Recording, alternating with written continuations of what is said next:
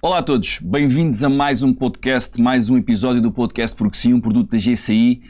E na realidade nós perdemos a conta aos episódios que vamos gravando e caminhamos a passos largos para o término da primeira temporada. Hoje temos uma convidada muito especial porque vocês vão perceber o que é liderar, o que é estar num ponto de destaque e é uma senhora, uma mulher que vai fazer esta entrevista connosco. Fábio, queres apresentar? É isso mesmo. Hoje vamos ter connosco a minha querida amiga Ágata Areias. Ágata, bem-vinda. Muito obrigada, querido. Obrigada aos dois. Antes de entrarmos já na conversa e darmos a conhecer a personalidade e a história que a Ágata tem, dizer isto que o Pedro, ou melhor, repetir isto que o Pedro disse, caminhamos a passos largos para o final da primeira temporada. Tem sido uma viagem incrível e queremos agradecer desde já vocês estarem aí connosco e permitirem que isto esteja a acontecer da forma como está a acontecer. Ágata, bem-vinda. Obrigada. Bem-vinda. Como é que te sentes nessa cadeira? Muito bem. Muitas vezes eu estou na cadeira daí, né? É verdade, exatamente. Mas muitas vezes também estou nessa. Eu gosto muito, eu gosto de conversas. É verdade, és uma comunicadora nata. Vamos já por aí. Nós no Porque Sim gostamos de entrar logo pela conversa adentro e depois deixar que aquilo que faz de ti a pessoa que tu és transpareça naturalmente através daquilo que nós vamos conversando. Ágata, são 20 anos a liderar equipas, 20 anos no mundo corporativista, tendencialmente a evitar emoções.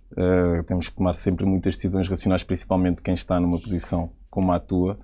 Mas a minha pergunta é, 20 anos na liderança de uma marca que gera emoções, que trabalha com muitas emoções, como foi o Rock in Rio, como é que tu geres as tuas emoções em momentos críticos e decisões difíceis que tiveste que tomar enquanto líder de uma marca tão poderosa como esta? Acho que a palavra é mais gerir, né? O verbo aqui é mais realmente gerir do que evitar, né?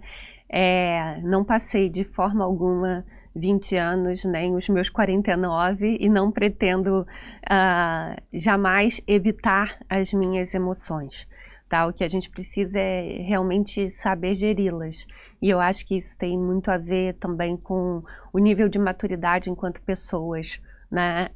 Então eu sinto claramente que de uma maneira muito natural e orgânica, alguém que hoje tem 49 tem mais repertório para gerir essas emoções do que alguém que tem 29 ou tem 19, ou mesmo, felizmente, como estamos sempre em evolução, eu percebo que hoje eu sou uma Ágata mais refinada emocionalmente, vamos dizer assim, do que a Ágata de um ano atrás, inclusive.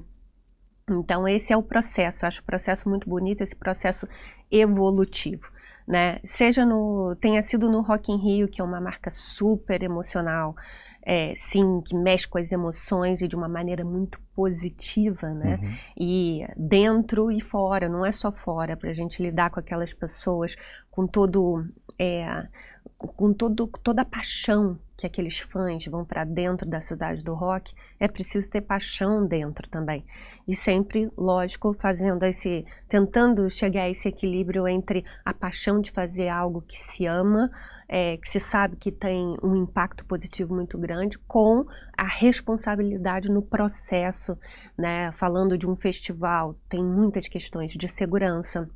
Então, é claro que tem ali muita responsabilidade prática que precisa ser observada, né? Mas a questão de assumir um lugar, muitas vezes, de vulnerabilidade foi algo que eu fui aprendendo ao longo da vida. Sempre fui muito emotiva e muito emocional. Acredito não, tenho certeza que várias vezes deixei essa emoção vir à tona de maneira até exacerbada, e eu acho que o que a gente não pode fazer que a gente deve tentar realmente minimizar muito esses momentos de explosão, quando essa explosão pode ser aí sim, evitada para que não cause nenhum tipo de sofrimento em ninguém, sabe? Então, às vezes a gente tá com muita pressão e a gente sabe que ninguém imagina uma equipe, não imagina qual a pressão que a gente tá. E por algum motivo, às vezes a gente se dá o direito de explodir, de falar de uma maneira um pouco mais ríspida. E eu não quero isso para mim, tá? Tenho feito também um exercício muito grande como pessoa de tentar não ficar classificando as coisas como certo e errado, né? Lógico que existem os valores inegociáveis, existem sim, existem os 10 mandamentos e eu acredito neles, existe tanta coisa, mas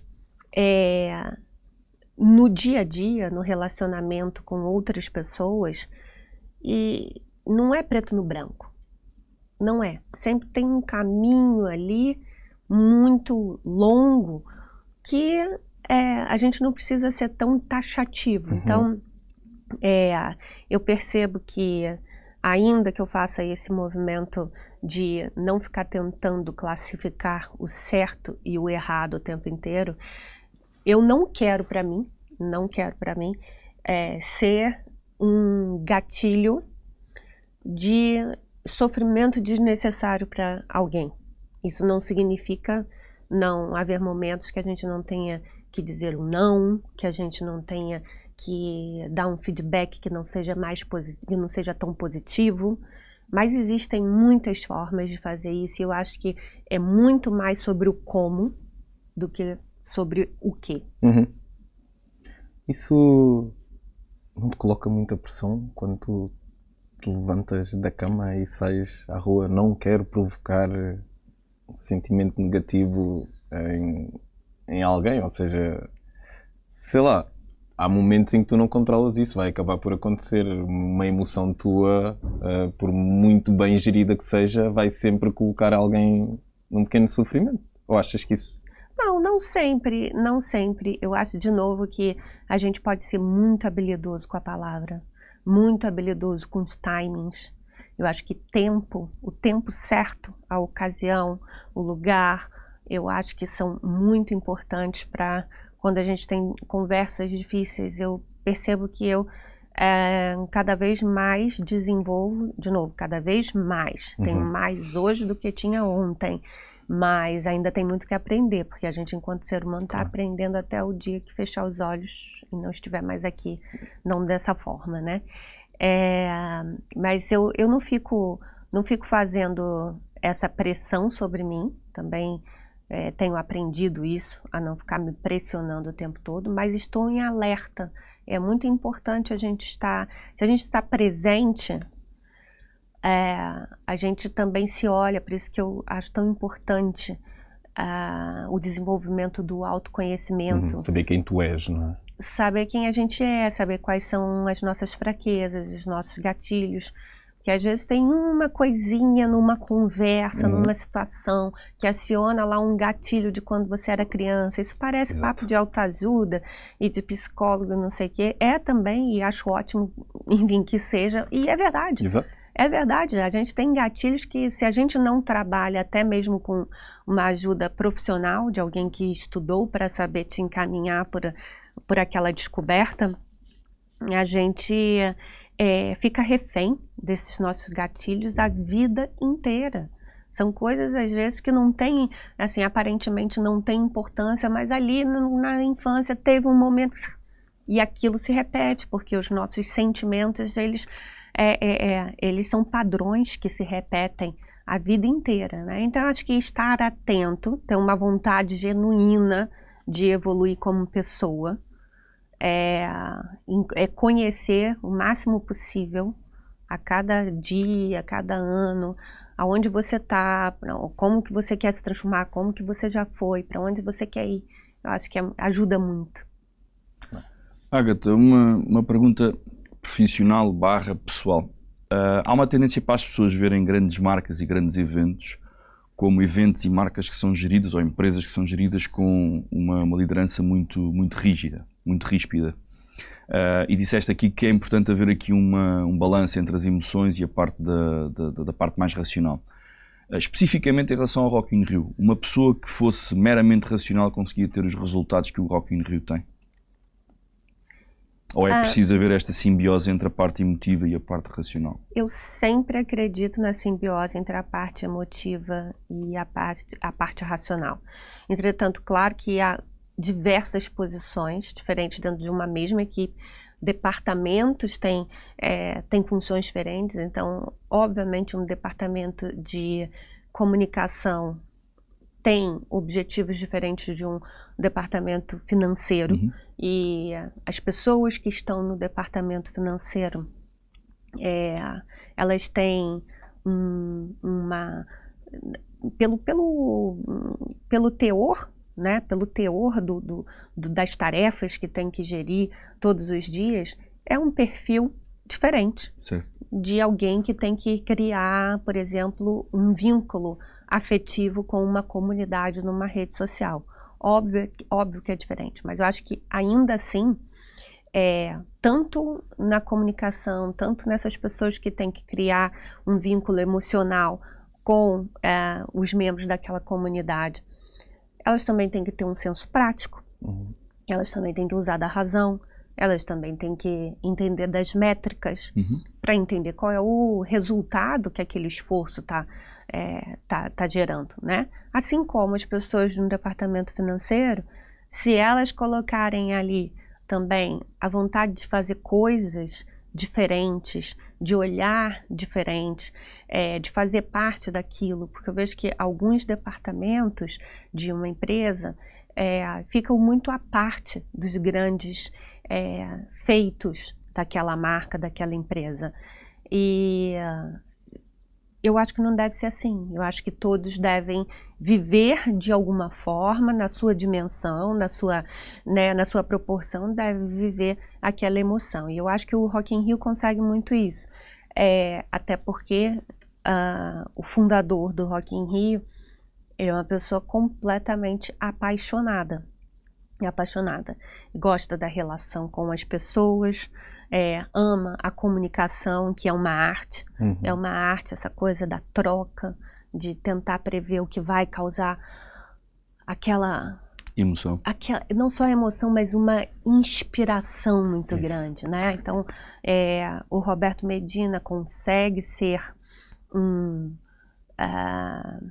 gestor, um líder muito inspirador.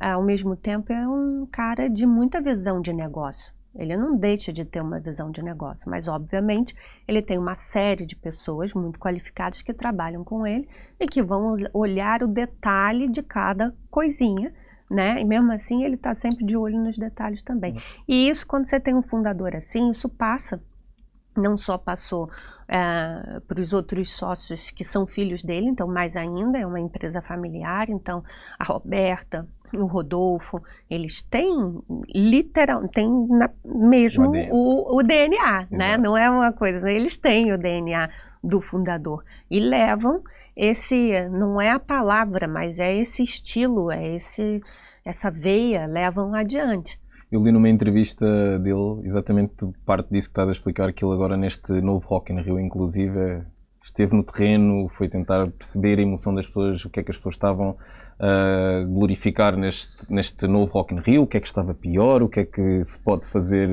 melhor para o ano, exatamente através das emoções, né? Da percepção das emoções, em contraste com a visão de negócio e este novo posicionamento do Rock in Rio. Eu também achei muito interessante o facto de passar estes anos todos, o líder, não é? O visionário ainda sentir este pulso à coisa. Eu acho que isto é diferente, é raro nos tempos que correm, é quase tudo instantâneo e ainda ele fazer isto, acho brutal. Acho mesmo brutal. Agatha, uma coisa que me apaixona em ti, na nossa amizade, é exatamente parte daquilo que vimos falando, que é a paixão que tu colocas nas coisas, a emoção. Tu és uma pessoa de pessoas, uma das pessoas com um network mais fantástico e diversificado que eu conheço, mas também a exigência e a crença de que eu acredito até ser, pelo menos foi o que eu percebi desde que nos conhecemos da primeira vez, que é que tu és uma pessoa muito exigente, mas uma pessoa de muita concretização. Tu acreditas, mas tens que ver as coisas a acontecer, a serem feitas e a representar algo de substantivo. O que é seja, esta é a minha percepção, mas o que é que te distingue? O que é que tu achas que te distingue enquanto uma condutora de pessoas, uma visionária, alguém que trabalha com marketing, com percepção de valor? O que é que te distingue? Qual é que é a tua marca pessoal? O que é que tu achas que as pessoas dizem de ti? Ou qual é que é a percepção da Ágata pessoa? Olha, o que as pessoas dizem de mim, eu sinceramente não sei. Nunca perguntaste? Não. Interessa-te saber? Interessaria, mas eu não sei o que pensam de mim. O que eu penso de mim é que a minha, é justamente isso, a minha paixão pela vida e pelas pessoas, e conectar pessoas e ver nascer o fruto dessas conexões é algo que me motiva muito, muito mesmo. Eu percebo que eu sou alguém que levanta voos e faz levantar voos. E acho que isso, eu gosto de dar asas às pessoas, e aí eu vou com elas. Tem horas que essas asas eu crio sozinha para mim mesma, e tem muitas vezes que eu crio para outros e nós voamos juntos. Isso não tem demagogia nenhuma. Gosto muito, e é verdade, eu acho que é isso que me move. Adoro ter uma ideia e tirar a ideia do papel, e tenho plena certeza de que é impossível fazer isso sozinho. A gente pode ser o grande provocador, não é à toa que o nome da minha empresa agora, após ter saído do Rock in Rio, a empresa que eu abri se chama Provoke. Provoke justamente de provocar conexões, novas ideias, novas visões. Porque eu acho que todos nós, ao longo da nossa vida, a gente cruza com pessoas que provocam algum movimento na gente, positivo ou negativo. Obviamente, eu quero ser aquela provocadora de movimentos positivos, e agradeço muito a todos os provocadores de movimentos positivos na minha vida. Estou sempre com o radar muito atento, de novo, e muito aberto a conhecer o novo, sejam coisas, conceitos, e especialmente pessoas. A Provoke é, na prática, e para passar também aqui algum conhecimento ao Pedro... Era o que eu ia pedir, apresenta-nos a Provoke e apresenta aos nossos convidados a Provoke. Era isso dizer, é o quê? Nas tuas palavras, sim, já agora, só para nós entendermos este conceito, ou melhor, para a maior parte das pessoas perceber o conceito de edutainment, que é onde a Provoke está.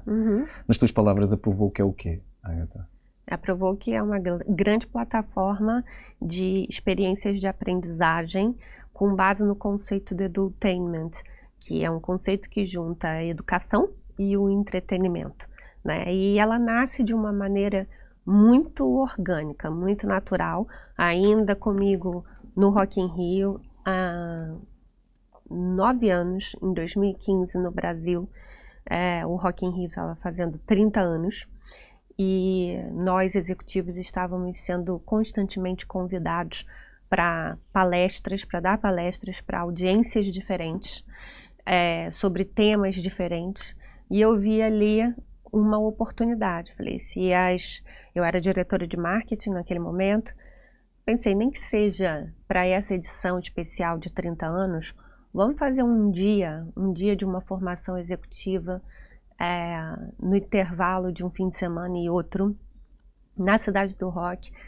Os executivos contam como entregam a proposta de valor das suas áreas, a proposta de valor da marca através das suas áreas, e a gente mostra o parque, mostra os bastidores.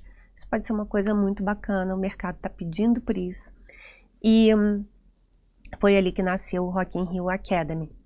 Tá? E aí é muito interessante, porque eu faço questão sempre de dizer isso, que acho que é importante mostrar a visão da marca a partir da visão do seu fundador, né?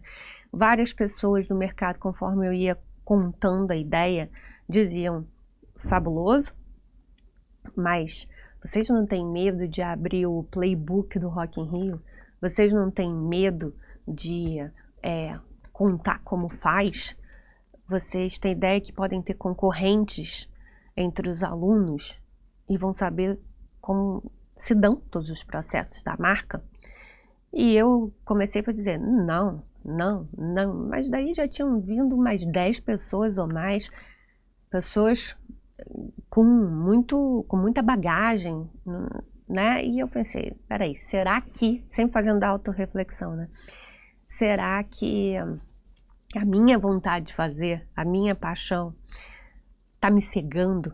Será que tem um perigo aqui que o Roberto não viu, o Rodolfo, a Roberta, o Luiz Justo, que é o CEO? Será que ninguém viu e eu tô sendo alertada sobre isso, mas tô com tanta vontade de fazer que não tô parando para pensar? Então eu fui direto na fonte, né? Fui direto no Roberto e coloquei essa questão. Falou, Agatha, o que a gente faz aqui de mais diferente, a gente faz muita coisa aqui diferente, bacana, inovadora, que outros ainda não fazem, mas que são possivelmente replicáveis. Mas tem uma coisa que não se replica, que é a cultura. A cultura de uma empresa não se replica. E se eu tiver muito errado, e por acaso conseguirem replicar, olha, melhor. Assim a gente tem mais um motivo para se superar mais uma vez e criar algo novo. Então, assim, foi maravilhoso, e essa é uma grande lição, uma grande aula, né? O Academy existe desde 2015, 2016 veio para Portugal. E aí, ainda como diretora de marketing, eu comecei a criar outras experiências de aprendizagem. Foi ali no Academy que eu tive, em 2015, que eu tive acesso, tomei conhecimento do conceito de edutainment, que na verdade é super antigo. Esse termo foi cunhado pelo Walt Disney em 1954, porque ele já acreditava que as peças de teatro, os musicais, o parque, tudo poderia passar uma mensagem edificante e com isso de alguma maneira educar, especialmente para princípios, né? E eu achei aquilo fantástico e comecei a inventar outras coisas. Então, ainda como diretora de marketing, inventei o Rock in Rio Innovation Week, que foi quando a gente se conheceu, foram 2 edições. Aí foi o nosso primeiro curso online, How to Rock in Rio, e aí foi. E aí me deu uma vontade muito grande, fiz de novo uma grande autorreflexão, fiz coaching, mentoria, tudo para entender se eu, por acaso, ali já eram muitos anos de Rock in Rio, se eu já tinha chegado ao fim da minha caminhada daquele jeito, com Rock in Rio, com aquelas pessoas, com a área de marketing, o que era que eu queria outra coisa. Eu cheguei à conclusão que de forma alguma era com as pessoas, que sempre adorei e adoro até hoje, de forma alguma era com a marca, também, que eu acho que eu sou a fã número 1, todo mundo acha isso, quando fala de Rock in Rio, eu sou a fã número 1, pronto. E percebi que, na verdade, o marketing, que sempre vai ser uma grande paixão minha, tinha se tornado um meio, e não era mais o fim, e eu queria fazer aquilo de edutainment. Então, me preparei muito para fazer o meu pitch à empresa, para passar de diretora de marketing a vice-presidente de Learning Experience e abrir uma unidade de negócios de educação. E me preparei muito por quê? Porque se viesse um não do lado de lá, eu teria que assumir uma posição. Então, depois de eu falar tudo, que isso não me preenche mais, eu vou então, Agatha querida, nós gostamos muito de você, mas o que uma área de educação tem a ver com festival de comunicação? Não. Então eu tinha que assumir uma posição. Mas felizmente eu estava preparada para isso. Se tivesse que assumir uma posição de sair da empresa ali no início de 2019, teria saído. Mas felizmente a empresa achou bastante interessante a visão e me concedeu a área, me concedeu o título, me concedeu meios. E foi um super aprendizado durante 4 anos, então, de 19 até o fim de 23. Eu tive a oportunidade de intraempreender, o que é um privilégio muito grande, porque eu fui executiva a vida inteira, e no momento que eu decidi empreender, na verdade, eu empreendi, sempre tive visão empreendedora, que é uma coisa bem diferente de ser empresária. né? Agora sou empresária. Mas eu tive ali 4 anos de treino assessorado. Então, na verdade, eu tinha o meu salário, o que é uma pressão a menos muito importante na vida de um empresário. Eu era moralmente responsável pela minha equipe, claro, e isso para mim tem um peso gigantesco, mas na prática, para conseguir o dinheiro para pagar aquelas pessoas fixas que estavam ali comigo, ainda não era. Sim, comecei a entender o que era não ter um budget, mas sim ter que criar dinheiro para ir contratar outras pessoas, porque eu tinha uma equipe, minha equipe era de 2 pessoas fixas, mas se eu quisesse fazer um Rock in Rio Innovation Week, eu precisava de 20 pessoas, então para conseguir aquelas 20 pessoas, eu tinha que ir ao mercado, eu tinha que vender aquele patrocínio, e se eu não conseguisse, não iríamos ter dinheiro. Então, foi um processo muito assessorado pelo Rodolfo Medina, especialmente, que esteve comigo, assim, durante pelo menos 1 ano, todas as semanas. Ele sentava comigo, todas as semanas, e dizia: Agatha, aqui não tem, essa ideia é ótima, mas cadê o negócio? Mas não tá vendo o negócio? Cadê o negócio? Mas tá aqui. Não tá aqui. Então foi muito difícil, porque quando você é diretor de marketing e tem um budget, e num projeto como o Rock in Rio, que tem ingresso, tem aquela magia toda, todo mundo quer estar associado àquela marca. Aí tem ingresso, tem pedaço de chão na cidade do rock, tem um plano de comunicação gigantesco. Eu pegava, vamos dizer, e transformava em 10. Então, sempre fui uma super gestora de budget. Tinha criatividade, tinha o networking e tinha aquele produto incrível, cheio de possibilidades. Agora, quando você parte do zero e para uma coisa que não é o mainstream, não é o core business, Então, eu aprendi muito a deixar de ser alguém numa posição fulcral, que é diretora de marketing, para ser alguém de uma área de inovação, da qual a máquina não depende. Então, os aprendizados foram imensos. E aí, ao longo desses 4 anos, eu fui criando mais coisas, fui tendo mais vontade de fazer outras coisas, me tornei mentora.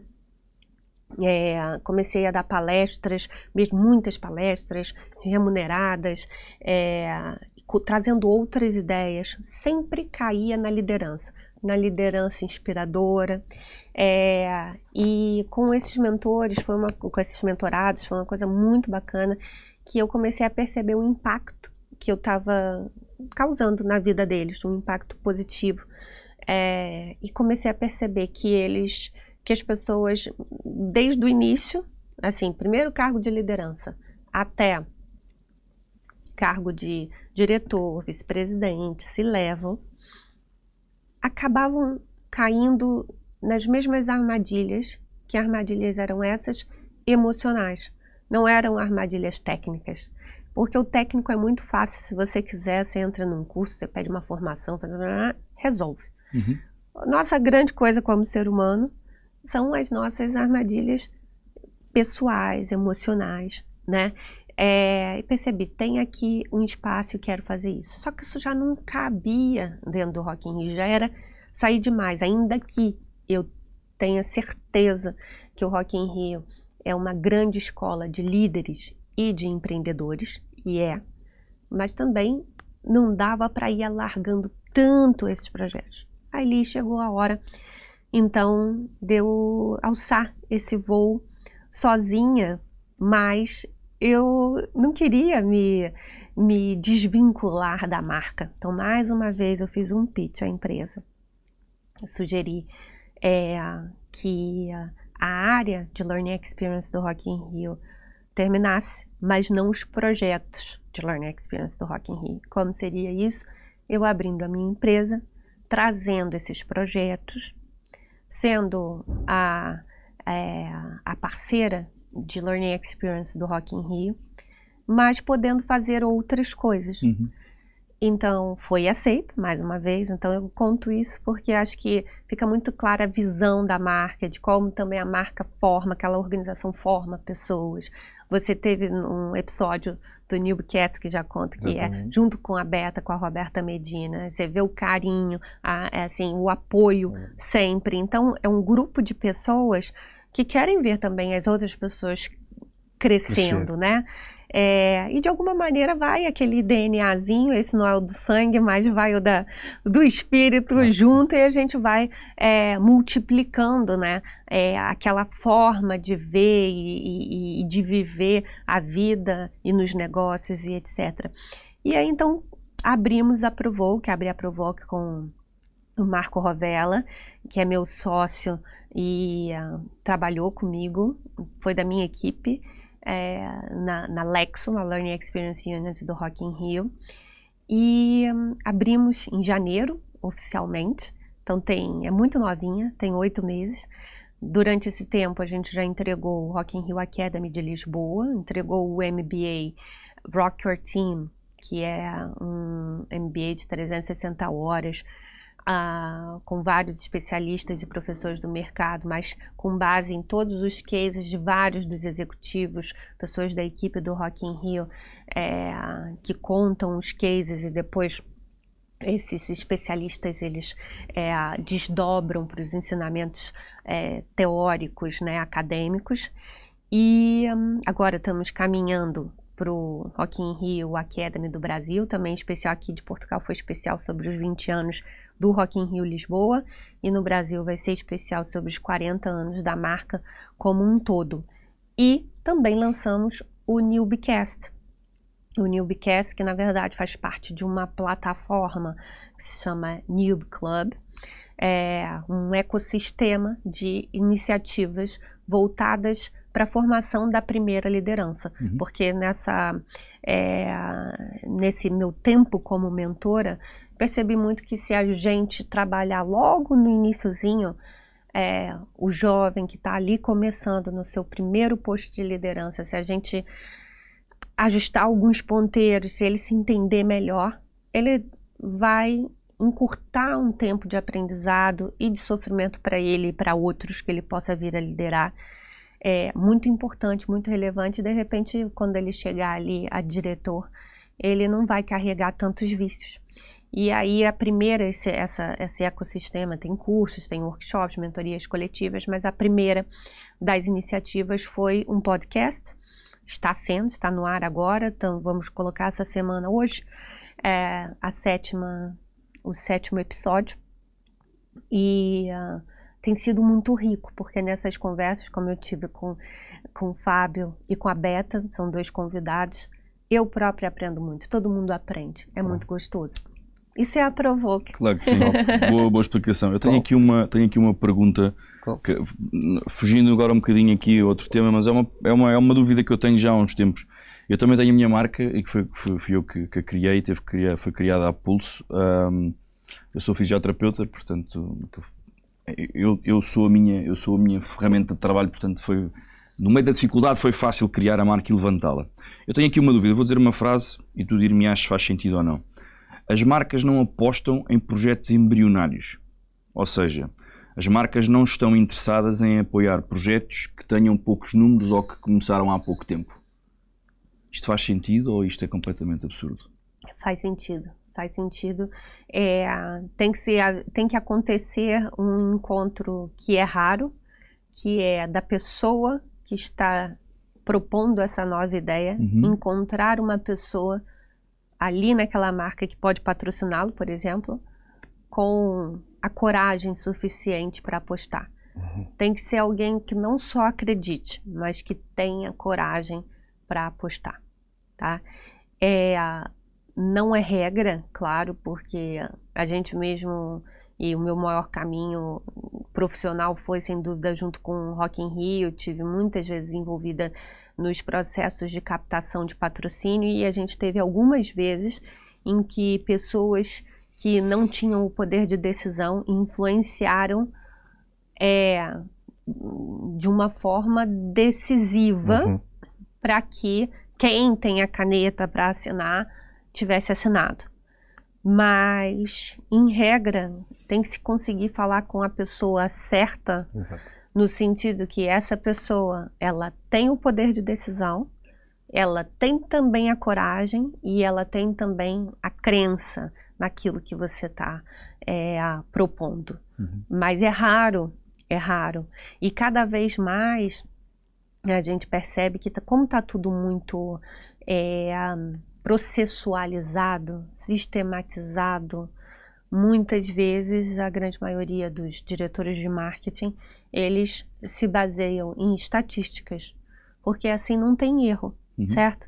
Não tem erro. Então, olha, isso aqui, vou fazer um investimento aqui, assino aqui que eu vou botar 20% do meu budget de marketing nesse ano nesse projeto. E por quê? Porque esse projeto aqui tá claro que ele tem X de audiência, então eu faço aqui um cálculo de ROI, o meu Return of Investment vai ser X, mesmo que não seja, eu estou salvaguardado por esse cálculo, por esse estudo de viabilidade, esse cálculo anterior. Só que quando uma ideia, especialmente quando uma ideia é muito nova, é muito disruptiva, é muito difícil você encontrar alguém que tenha essa coragem. É por isso que às vezes quando você fala de dono para dono, você consegue mais sucesso. Por quê? Porque o dono, e as grandes empresas não têm donos, né? Enfim, são multinacionais, já não tem, são abertas em bolsa, etc. Mas quando você fala com o dono tem aquela segurança de que o negócio é meu, não é? Então, quem é o principal prejudicado se isso der errado? Exato. Sou eu. Mas sou eu que também acredito Isso. e quero fazer. Então, eu vou assumir esse risco. Tem tudo a ver com assumir o risco. É curioso. Estás a dizer isso e eu penso... Estava a pensar duas coisas. Primeiro, pegando na Provoke. Quando eu penso no Porque Sim, penso em nós. Nós somos uma espécie de Provoke. Porque, de alguma maneira, também acreditamos que não querendo educar ou colocar o pé no papel de quem está a educar alguém, acreditamos que o Porque Sim traz muita educação, ou espaço para a educação também. E, ao mesmo tempo, entreter. De alguma maneira tornar isto especial, não seguindo os cânones normais de um podcast de desenvolvimento pessoal e tentando entrar dentro dos chavões. E isto visualmente também provocando mais uma vez, porque estamos aqui a tentar fazer uma série de contrastes entre aquilo que nós somos e representamos, que é marca pessoal, vontade de fazer coisas, mas também tatuagens, também não tentar seguir os padrões, tentar encontrar de alguma maneira também alguma inteligência emocional nos demais, em todas as pessoas que querem aprender sem serem ensinadas, que é a grande dificuldade que eu encontro nos adultos. Que é, e eu acho que logo aí também, Ágata, tu também estás provou que é o nome certo, porque estás a entrar num negócio em que basicamente está a dizer nós queremos educar melhor os adultos, e o adulto não recebe muito bem essa questão da educação. Então eu acho que nós somos isso também, mas queria fazer só esse paralelismo, também acho que somos Provoke nesse sentido, e pegar naquilo que o Pedro está a dizer, que é, então, do meu ponto de vista, do que eu acho, e também andando aqui há algum tempo com as empresas e também, às vezes não, várias vezes na minha carreira mesmo, também geri gabinetes de comunicação e equipas de marketing. Então, o que eu depreendo disto, das novas ideias, das novas marcas, de marcas com o tamanho que a Physio Rock possa ter, que a própria Epic, que o Giro possa ter, que a Provoke possa ter, quando tenta empreender ou quando tenta ir buscar patrocínios, depende basicamente do tipo de pessoa que tu vais encontrar. O que é que eu estou a querer dizer com isto? Em termos de gestão de pessoas, nós também encontramos isto, que é o líder intermédio, a pessoa que tem, se calhar, a primeira responsabilidade de deixar passar aquela ideia ou não, aquela sugestão ou não, para ser aprovada para cima. Então essa é a pessoa que nós temos que conquistar primeiro, é o que eu penso, porque até chegarmos ao líder, se as portas estão todas fechadas e aquela é a primeira barreira, nós damos por perdida a não aposta na nova marca, na nova ideia, ou persistimos com essa pessoa que eu vou dar o exemplo. Temos o nosso porque sim. Não é? Queremos que o porque sim persista e siga até ao fim. Estou a falar bem, não estou mal. E é uma cena nova. É uma cena que mexe. Nós temos visto nas várias redes sociais os temas que temos vindo a trazer, as pessoas que temos vindo a trazer. É uma cena que mexe com pessoas. Agora, não é um produto que por si só, para as redes sociais, venda pelo choque, pela, digamos assim, polémica, pelos números, pelo cor-de-rosismo, por essas coisas todas. E nós, para podermos investir no porque sim, com tudo para além da nossa ideia, temos que ter também do outro lado a crença de que isto é um produto que as pessoas querem ver. Se a nossa ideia não chegar lá acima, o que eu depreendo é quem tem a responsabilidade de decidir se isto vai para a frente ou não é a pessoa que nós temos que convencer ou seja, eu fico mesmo confuso porque e a minha conversa agora está um bocado desconexa porque o que eu penso é que para nós, se a pessoa lá acima, como é que nós chegamos à pessoa lá em cima sem ultrapassar a pessoa do meio, sem colocar um ponto negativo na pessoa do meio, sem fazer um bypass? Sabes o que é que eu estou a querer dizer, Ágata? Claro. Eu estou a ser um bocado confuso porque se nós acreditamos muito na nossa ideia, temos que de alguma maneira convencer a pessoa que está só a olhar aos números, que nem está emocionalmente ligada à ideia ou não. Temos que a convencer ou não. Tem. Mas é um shortcut importante que não precisa ser um top-down, você chegar ao presidente de uma empresa. Isso não precisa ser encarado como um top-down por quem está abaixo. De novo, quem está abaixo, tudo é uma questão de habilidade de relacionamento humano. Então, se você vai a um presidente que é seu amigo, gostou, quer fazer, e ele pega o telefone e fala para baixo, né? E fala, eu vou comprar esse projeto do Fábio e do Pedro, vou comprar isso, e vocês se virem, falam com ele. Ele tá falando mal. Se ele for um bom líder, o que ele vai fazer? Olha, surgiu aqui na minha mão um projeto que eu tô achando muito bacana. Queria muito que vocês dessem uma atenção a isso. Ora, para bom entendedor, meia palavra basta. Ok? Então, agora, tem pessoas, não é todo mundo assim, de novo, é tudo sobre relações humanas. Tem gente que se sente ofendido quando recebe um telefonema como este. Tem. E aí vocês podem ter, todos nós, podemos ter ali um entrave, que ele vai fazer de tudo para que não aconteça. Exato. Mas, se for uma pessoa minimamente consciente, também com habilidade de relação, vai entender, deixa eu ver aqui e eu vou fazer o meu trabalho. Eu vou ouvir essas pessoas e vou fazer a minha análise. E aí vocês vão ter a oportunidade de falar com essa pessoa. E vão vender o peixe da melhor maneira possível.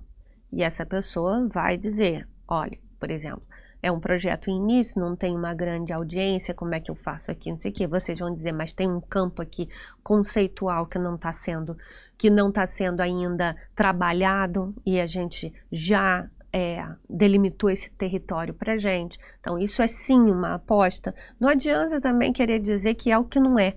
Eu acho que dizer que é uma aposta e convidar para vir junto nessa aposta e dizer se você acreditar, porque tem que demonstrar o que é demonstrável. O que é demonstrável? No mínimo, olha, existem 988 mil podcasts em Portugal, ou no Brasil, no mundo, sei lá, muito mais que isso, né? Nenhum deles, ou então tem um lá na China, tem outro que se aproxima com o nosso. Isso. O nosso é esse. A gente vê que o mundo está precisando de conversas assim.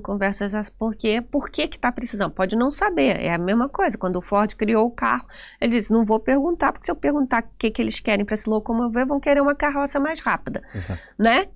Então, é o carro, ninguém sabe o que é, não imagina, mas existe aquela necessidade, existe uma necessidade dessas conversas. Então, com outros argumentos, vocês conseguem, outros demonstrativos, vocês conseguem criar uma narrativa, um argumento para vender para aquela pessoa. Traz essa pessoa para junto. Não estou dizendo que seja fácil, mas a gente tem que convencer todo mundo o tempo inteiro. A gente tem que convencer quem está com a gente. Claro, essa é aquela transição que tu estavas a dizer, que não basta só acreditar, também tem que haver o impulsionar. Ou seja, tu criaste a Provoke, permitiram naqueles primeiros Provoke, não, a unidade de... A Lexo, Learning Experience Unit. Acreditaram em ti, mas também te deram os meios para, ou permitiram-te, ok, vamos mostrar que acreditamos na Ágata, vamos provar, vamos ter a prova de conceito. Isso. Exatamente. É importante, assim, criar essa rede de apoio. Eu realmente não acredito que uma rede de apoio seja feita só de presidentes de empresa e donos de empresa. De forma alguma.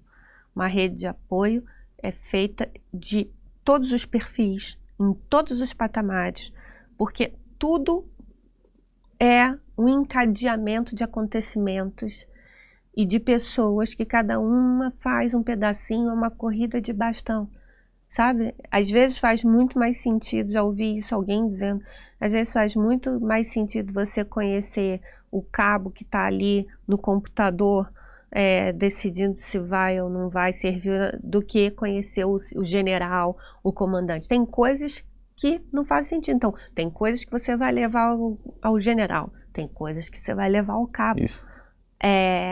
E um ou outro, em determinadas situações, não vão conseguir resolver a situação para você. Então, eu sou muito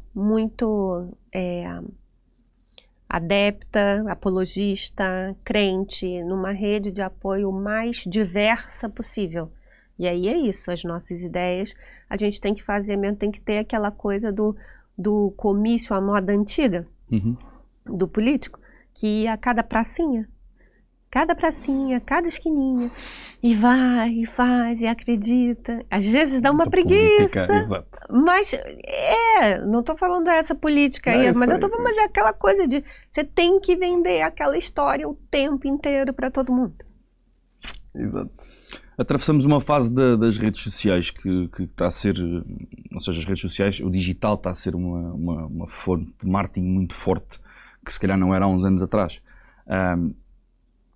As marcas dão maior liberdade, por exemplo, vamos falar de imagens que sejam apelativas a determinado tipo de emoções que não são inteligentes. Ou seja, deixámos-nos de preocupar com as pessoas que têm conteúdo inteligente para pessoas que podem nem abrir a boca, mas têm uma imagem apelativa a likes e a scrolls e a aumentar aquilo.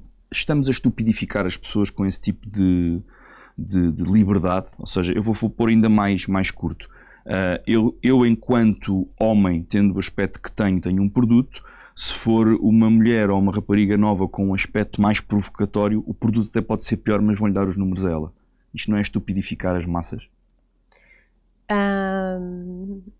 Com o mesmo produto, pronto, eu acho que tem a ver com a natureza do produto, o que você quer vender. Então, acho que existe, quando você percebe marcas que tomam a decisão de ir por assuntos que estão em voga, e porque esses assuntos estão em voga, por exemplo, eu vejo muitas marcas fazendo, abraçando causas ambientais ou causas da diversidade, uma narrativa de diversidade, de inclusão e etc., quando elas não são aquilo, e elas metem os pés pelas mãos completamente, muitas vezes são canceladas. Por quê? Porque elas querem surfar uma onda. Então eu acho que, sim, talvez elas não quisessem estupidificar a audiência, mas ela se estupidificou a ela mesma, tá? Então eu acho que essa afinidade entre o seu spokesperson, o influencer que você escolheu, a imagem da sua marca, e o que é o propósito, o que é mesmo a intenção daquela marca, é muito importante. Infelizmente eu vejo que tem muito oportunismo, e se agora é a onda disso ou daquilo outro, muitas marcas estão pegando, tá? Não acho que... Deixou de se olhar ao propósito para se olhar aos números? Eu acho que a gente não deve generalizar, sabe, Pedro? Eu acho que a gente não deve generalizar. Mas há vários exemplos que sim, mas não necessariamente todos. Graças a Deus. Graças a Deus. Mas muita gente sim. E tem marcas gigantescas que cometeram erros crassos há pouquíssimo tempo. Marca de cerveja internacional, e tal, porque acharam que ia ficar bonito chegar mais perto de uma conversa que está em voga, só que completamente ignorou o que era a sua audiência, o seu consumidor, a sua clientela, a sua comunidade ao longo de anos. Não deu certo. Claro. Não deu certo. Então eu acho que tem que estar sempre... Agora, é muito perigoso, porque, de novo, aí os marqueteiros todos, e eu sou uma deles, mas não dessas que só usam estatística e estudo, é muito importante. Não jogo de lado, não coloco de lado de jeito nenhum, mas você tem que ter a capacidade de interpretá-los. Você tem que ter a capacidade de olhar a cultura geral, o espírito do tempo, de entender o contexto, para você poder entender aquela pesquisa, né? E, de novo, tem muito de psicologia. Eu acho que todos nós devíamos ter uma cadeira de psicologia na faculdade ou até na escola, sabe? Aquela pergunta clássica que a Coca-Cola fez há umas décadas atrás ao consumidor, perguntando: você gosta mais de Coca-Cola ou de Pepsi? Você gosta mais do sabor da Coca-Cola ou do sabor da Pepsi? E a maioria esmagadora disse que gostava mais do sabor da Pepsi. A Coca-Cola gastou milhões e milhões, bilhões, mudando a fórmula, adocicando a fórmula. E veio e lançou a New Coke. A New Coke. Foi um flop, foi um fracasso, uma coisa ruim. E aí voltaram a fazer a pesquisa dizendo, com as mesmas coisas, mas vocês não disseram, foram lá tomar satisfação, vocês não disseram que gostavam mais? Sim, mas a Coca-Cola é a Coca-Cola. Exato, eles não disseram que não gostavam da Coca-Cola. Gostavam mais da outra, mas queriam o meu malvado favorito. Não é aquela meu malvado favorito. A Coca-Cola é assim, eu quero a minha Coca-Cola desse jeito, não mexe da minha Coca-Cola. Ah, e a outra mais gostosa é. Mas vai entender, ser humano. Exato.